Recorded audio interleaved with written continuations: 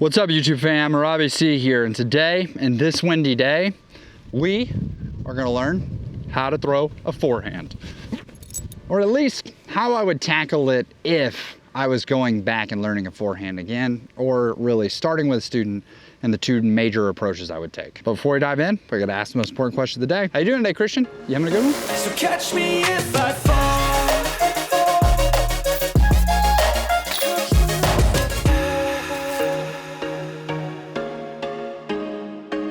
I've used this analogy before and talked about it, but I used to work at our local disc golf shop when it existed, Dynamic Disc Iron City. And when I worked there, I would have people come in and ask the question, what is the best forehand disc? What should I want to get a forehand. And I would always follow up with the same question. Are you looking for a better forehand tomorrow? Or do you want a better forehand a month from now? Because depending on their answer, it vastly changed how I would approach giving them a forehand disc. If they wanted a better one tomorrow, then I would grab a super overstable disc and teach them how to chop and hydra the thing, because it would create a very effective forehand right off the bat. And if they were looking for a better forehand a month from now, then we'd start with something understable and do the hydra flip test. And I've got plenty of videos, including one with Abby, where we basically taught her a forehand using the understable method. And I don't want to sort of rehash that out because that video already exists. So you can go check it out here on the channel. It's Learning to Throw a Forehand with Abby. I don't remember the title, but I'll try to come back and remember this so that I can put a card in for you guys. Now, I'll be the first to admit that this video is not one that I kind of thought that I would be making, but the problem came up because this weekend I did a bag swap with 3 friends. One was actually Abby that we just mentioned. The other was her husband, Ryan, who's also been in videos. And third was our friend Christian, who is a good player and has spooked me quite a few times that he was gonna catch me and beat me during a round. Christian is a predominantly forehand player. As I've watched him play, something that used to amaze me is he had an Eclipse hex that he would forehand all over the place. And I believe, probably referenced him in my Hex versus Buzz video because I had seen him throw his Hex the whole time. And I was like, ooh, I'm really looking forward to the bag swap, because at that time I was working on a certain backhand form mechanic that I knew having Abby's bag would be a little more understable. It was gonna work out really well for. But for Christian's bag, I was like, he's gonna have more overstable stuff, but thankfully I can throw a lot of forehands with that. And boy, was I surprised. That needs to fade. How is a tree line right there? And we're getting such a crazy headwind this way. We had 3 people, so the way we kind of worked the bag swap was that you played with someone's bag for 6 holes, someone else's for 6, and then you used the last bag for the remaining 6. You actually never kind of had your bag, but you had 6 straight holes of getting their bag and learning it. So the first hole that I have Christian's bag, it is an obvious backhand hole. So I go to throw a backhand disc, utilize that. On the next hole, we were playing to, it was like a 385-foot hole or something like that you could throw sort of a dead straight backhand that maybe had some turn at the end, or I thought that the best line was probably a flex forehand. So I reach into Christian's bag and I reach down and grab a Champion Destroyer that I'm like, oh, well, Christian throws predominantly forehands. This is gonna be a somewhat overstable destroyer. And what do I know? I go to put this thing on some flex, and I wouldn't even say that I yammed on it hard for flex, and it just immediately burns over and goes into the ground. I can throw an overstable disc, but I also can throw an ozone on a flip up forehand. So it's not like I'm looking at this saying, oh, well, I've never thrown I burn everything over, so this is an issue. I'm looking at the disc and thinking, okay, well, I just missed through the disc. I expected that to be stable. And Christian let me know that it indeed was not overstable. So as he and I walked down the fairway, I started asking the question, Christian, do you have anything that's overstable? And he was like, well, I have a time lapse, but it's 160 something grams, so it's also not very stable. And so, especially because I knew that heading towards the later holes, the last 2 holes of the course, my plays on them are to take a not super overstable, but a somewhat overstable fairway driver and just blast it hard on a flat forehand and watch as it either has a little bit of turn because we hit it so hard, or because I put a little bit of anhyzer on it without realizing it. And I watch it carry down like a 280-foot tunnel and then hopefully punch into a little gap on the right side. Beautiful shot. And then my play on the last hole is I'm trying to throw a 400+ foot forehand, but I either want to flex something overstable or I want something neutral, and I want to throw it on baby hyzer and watch as it turns up the whole way and then sort of fades out. So I ask him, hey, what's like the most overstable disc you have? And I think it was like a F model OS from Prodigy. It's like a 10-speed 503, I think, 10504. Y'all would know the disc better than I. And I'm like, okay, this should be somewhat overstable. So I go to throw it on a flex forehand and it immediately just burns into the ground. And I'm like, Christian, you said this is the most overstable like driver you have for forehand? He was like, yeah. That's when I realized, oh, now this whole round, this whole picture is coming into play. Because Christian had my bag on hole 1. So what does he do? He reaches down and it's a 380 something foot hole. And so he goes, hey, thanks to Nate McMurray, I'm gonna grab this Raider and I'm gonna throw this Raider. And I'm trying to describe to him it's overstability, understability, because for me, amongst my Raiders, this is my middle sort of stability Raider.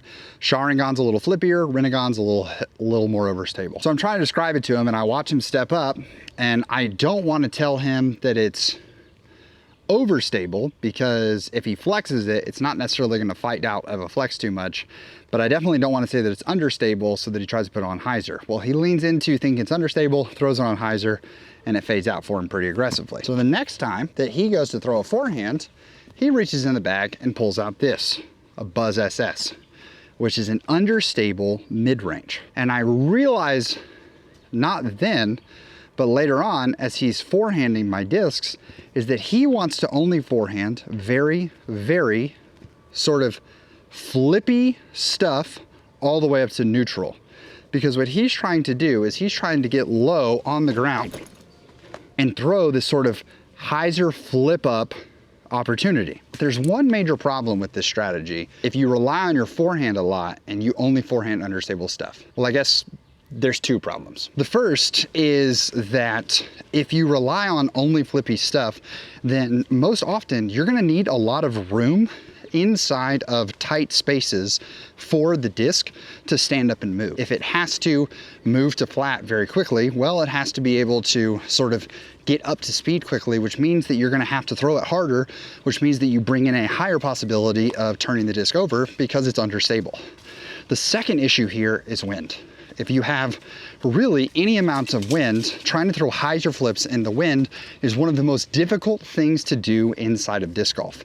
And with your forehand, which already has less spin and usually more wobble, it's going to be harder to play it in the wind anyways.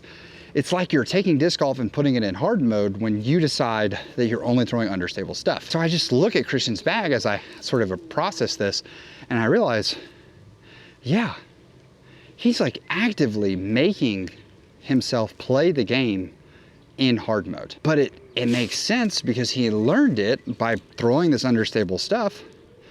So maybe am I leaning too hard on teaching people to throw understable stuff for your forehand? Maybe we should talk about how do you throw overstable stuff? So we want to think about playing disc golf and throwing a forehand as this sort of wide spectrum of shot opportunities that we have. In the same way that if the only backhand you ever learn is a hyzer backhand, it's going to be very difficult when you come to straight shots or you come to especially anhyzer shots, because it's so counterintuitive than what you were doing before. A forehand is no different, and Christian and I, in discussing it afterwards, even realized there were just opportunities where he felt like he wasn't able to really put a lot of power into a forehand, and therefore he was having to go to backhand to make forehand shots work because there just wasn't a way to get his discs there, which makes sense, especially with a limited approach to the bag. So if I were teaching someone forehand again, I would start by giving them sort of a wide spectrum of forehand discs and allowing them to sort of lean in and feel what it's like to move between those shot opportunities as they're playing the game. And for that, I would look at a 4-disc round. On this 4-disc round, what I'm going to end up doing is I'm going to be grabbing a sort of very understable option, such as here. I have the Funsy Flip, which is the hooligan flip, and Side Guy can put the flight numbers on the screen for you guys right there so that you can see it. It's a very understable mid-range, and this guy is very similar to the Innova Rollo. Next, I have the Buzz SS. This is much more in a neutral to understable mid-range, but you can see how these sort of balance each other on the super understable to the neutral side. Heading over to the other side of the spectrum, I have a fast disc in the Dynamic Discs Felon. This is a fantastic flyer, and it's a 9-speed, so it's a little extra hook at the end of its flight because it has that 9-speed rim. It's a driver, it's gonna have a little bit more oomph. And then I'm pairing it alongside the Innova Pig. Pig is love, Pig is life, great flyer, but especially this Pig is my straight Pig. Still has that overstable reliability of a Pig, but not necessarily the hook that you're always looking for. And you can see how this spectrum sort of balances itself out. And what we're going to be doing is, often I can fall into the trap of throwing these understable discs after understable disc. I want to learn how to balance my forehand attack so that on a dime, depending on what hole I'm walking up to, or even on the same hole, if I have to go from a super understable forehand to a super overstable forehand, my body is practiced and ready to go. So I love a hole like this to start because the basket is a par 4 and it's super far down there. With these discs especially, I'm not trying to get there. I'm looking at this as an opportunity to practice hitting gaps with a variety of my shots. So I'm gonna start by going through this main gap right towards that orange flag with the variety of discs. And I wanna make sure that I'm always cycling between them. I'm gonna remind you guys of this over and over again as we go throughout, but I'm gonna start with the least stable in the Funsy Flip. And I'm gonna try to throw it once again through this field goal right down the middle. And I'm just trying to throw straight shots with these discs. Boom. I don't necessarily care too much what happens to it at the end of its flight. I just want to make sure that it's going and hitting the gap. Next, I'm going to go to the more overstable side with the Felon. You can see here that it's going to finish in a drastically different pattern, and I had to attack it with a different angle. That's okay. Next, the SS Buzzra. Oh. Okay, we still would have made it inside, but we didn't lean on that enough, so it's definitely one that we're like, okay, we got to practice it. And then we overcorrected because of the last one and pulled that one to the left. Now, we're gonna pick them all up.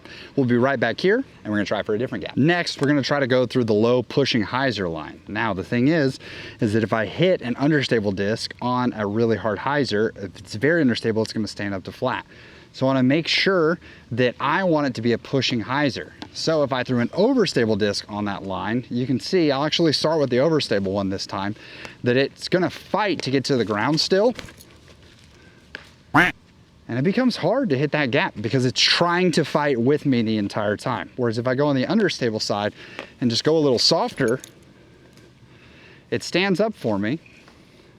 But I want to try to find that middle ground, and I want to try to make sure that I'm not pushing to that back wall. So we try to find nice in the middle, just like that. The Pig hits its mark. Let's see if we can make the same correction with the SS Buzzra. Bang, nice and easy. We make those corrections and we learn those lines. Let's talk about the trickiest one, the anhyzer line. Now this is the one that's the most fascinating to me. If you learn with overstable discs, that sort of hyzer angle can feel good because it's reliable and you know what it's gonna do. But when you're trying to generate a ton of power, you're not necessarily gonna try to do it on a hyzer angle because of the fact that the disc isn't gonna go anywhere. So you learn power on this anhyzer pull. Whereas if you are predominantly an understable learner, then you've learned to get a lot of pop and zip on those hyzer shots. And because of that, those slow pushing hyzers can be very difficult for you to understand. However, especially learning these overstable pulls, what happens when I take a disc that's understable and I try to throw it on the big forced turnover. So here what we're gonna try to do is, we're gonna try to see if we can't get a disc to get around, not the first tree of the field goal, but the second tree of the field goal. So we're gonna start overstable. We're gonna have to start it nice and wide and see if we can get it to pull out. I think this is gonna be a difficult shot to throw, but let's see what we can do. Too high. That was tough. kind of lean back into the shot a little bit. Now, what's cool about this is that it's understable, so it wants to ride with us. So we don't necessarily have to hit it on such an extreme angle, but we can't, if we're gonna throw it nose up again, we cannot throw it on hyzer. So we have to trust it like flat and solid and let it try to carry out over there. See, too much angle. Gets up on a roller, and we're headed to the parking lot. Try the pig, a nice middle ground. That one we got over on. I don't mind that. Not as much anhyzer as we wanted out of it, but we're learning. Let's see if the Buzz SS can't be perfect. There it is. Okay, so we didn't get outside of that last tree, but we were able to get some turn out of it. You can see that practicing this angle, I would say that this is probably the angle that, because we fear the chop and rolling the disc over, we don't get comfortable throwing these anhyzer turnover forehands. And there are a lot of holes that could be such a phenomenal shot, especially when it needs to follow that sort of, it seems like a common hyzer line, but then it sort of fades out at the end. If you don't believe me, go watch the Porta Potty Challenge that we just played over on Foundation's channel a few weeks ago. That course had a lot of force over flex forehands. Now, when we actually get to the course and we start throwing some holes, we wanna make sure that we're trying to throw these discs, achieving the same lines as we demonstrated there, not actually having a hole to play to, but noticing that when we play to a hole and we're trying to dial in distance as well as accuracy, certain things are gonna happen. When we try to put power into a disc, how does it handle that power? How does it handle that torque? And I think you're gonna find that if there's certain angles that you can't accomplish because of the discs that you have, that's where we start to learn and allow ourselves to add other discs to the bag in order to achieve those shots. For Christian, for instance, we're talking about getting him something really silly overstable in case he needs to go that hard anhyzer flex to get something to fight out, like a Defender or a Nuke OS or a Juggernaut. But then we also want something that he can really put some power into flat and have it have some turn, but still fade out at the end, such as a Max Weight Destroyer or a Force, or even something like a Raider or a Rive. So here we're looking at 238 feet, and it is a spike hyzer up and around. So we know that something like a reliable overstable driver should be perfect for these, because we should be able to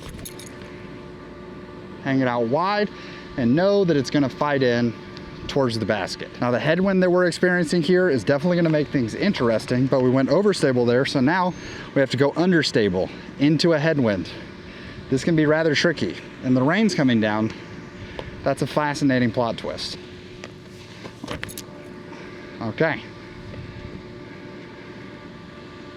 That needs to get down, please. It didn't. It flew straight into the trees over there. That's tough. Let's try the pig on a forehand. And the headwind really carrying things straight, but you could see that it fought back. So we know that we're gonna have to go more hyzer here on the Buzz SS. We came underneath it, and boom, we were able to make some corrections. You're just learning these, and you can see that it's like a flatter push for the felon probably would have been good, but then I went too flat on the flip, and we ended up in the woods. All right, so here we have a tunnel shot, and we're trying to practice throwing forehands on a multitude of shapes.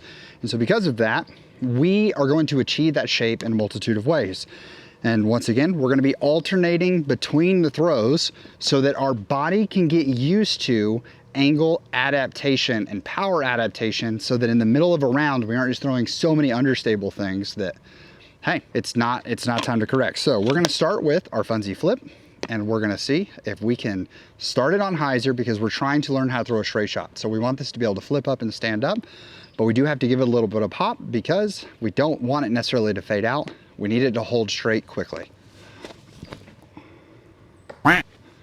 Okay, popped it a little too hard, so it turned up all the way. Next, we're gonna go to the most overstable side, and we're gonna go with the felon. Instead of being on hyzer, we're gonna have to go anhyzer with this thing and fight it down there. Bang, found its way right next to the basket. Next, we're going with the Buzz SS Buzzra. Ooh, I really liked that one. And last but not least, we're going with the pig. No, not enough pop on it. And you can see there, I got so used to leaning into the understable side of things that I didn't correct. This is a great exercise, and this is definitely a hole that if you have something like this locally, just standing here over and over again, learning to practice this shot can be the difference between saving pars, bogeys, and birdies, because you're off the fairway a little bit and you have to throw this step out scramble forehand. Having that shot dialed in, absolutely clutch. And last but certainly not least, we've got a really fun hole that has somewhat of a low ceiling, but it wants to have this slow turnover to the bucket the entire way. So we're gonna start with our overstable discs here. And we want to make sure that we're on enough anhyzer that they don't really ever get a chance to fight out. So we're gonna have to throw them hard, and we're gonna have to throw them on ante. Let's see what we can do. The hard part about this shot with something like an overstable disc is that because you have to commit to the line so hard, it becomes a lot more of a dart throw where I'm trying to go to a certain spot because I cannot let the disc fight out for me. Whereas if I go on the opposite side and I go more understable, I know that I want it to move, and therefore I'm okay.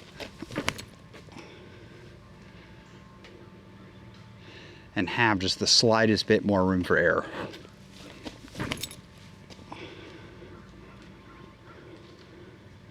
Oh, I like that line.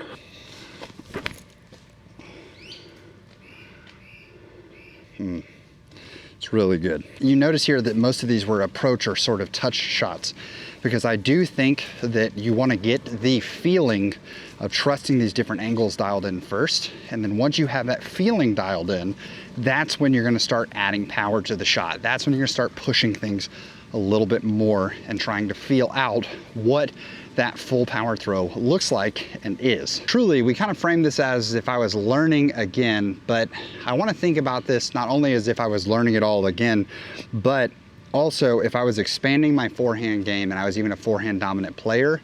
These are things I would do. I liked Josh from Overthrow recently said, if you were working on your backhand, should you tweak your forehand as well? And I liked his wording of, I always try to keep one skill competent, so that way if I decide to be competitive at any point, I still can lean on that one. And I think that if you want to work on your backhand, having a super competitive and sort of flexible forehand can be the way.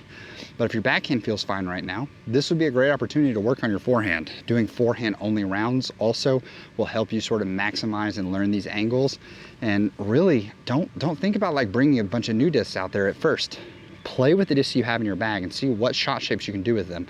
I remember working with one of our moderators inside of the Birdie Fam, one of the best communities in disc golf. It's just a community of people trying to get better one stroke at a time and helping each other in the process. Patreon.com/RobbieCDiscGolf. But I remember Steven was really struggling with the shot, and I was like, oh, grab something like really, really flippy. So he grabbed this super flippy mid-range, and I was like, I want you to throw it on hyzer on a forehand and watch as it stands all the way up and goes over. And it just opened up a whole new shot for him that he didn't realize he had. And that's what you have available to you. If you're a super overstable thrower, try the understable side. Or if you're in Christian's boat and you're on the understable side, what happens if you start flexing some forehands and see what disc do I have in my bag? How much can I put them on anhyzer before they turn into rollers? And you might see that it becomes a little easier to get some extra distance, or it's another way to get distance depending on what the hole shape looks like. So I want to say thank you so much for watching. Thank you to Christian for sort of being the lesson example here and helping people, because I really think that there's a lot more people struggling with this out there than even we realized when we were having the conversation. So thanks so much. Hope you have an amazing rest of your day. Thank you so much for watching. Please make it fantastic for someone else too. But for now, we're going to leave you with the birdie.